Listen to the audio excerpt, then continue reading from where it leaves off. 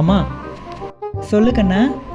என் friend business start பண்ண காசு இல்லைன்னு சொன்னான். அதுக்கு நீங்கள் என் அக்கௌண்ட்டில் சேவிங்ஸாக போட்டு வச்சிருந்த 50 லட்ச ரூபா வந்து என் ஃப்ரெண்டுக்கிட்ட கொடுத்துட்டம்மா. ஐயோ, என் பையனுக்கு எவ்வளோ தாராள மனசு.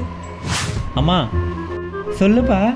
அந்த கோயிலில் ஒரு பிச்சைக்காரன் பார்க்கவே ரொம்ப பாவமாக இருந்தான். அதுக்கு இந்த வீட்டை அவன் பேருக்கு எழுதி கொடுத்துட்டம்மா.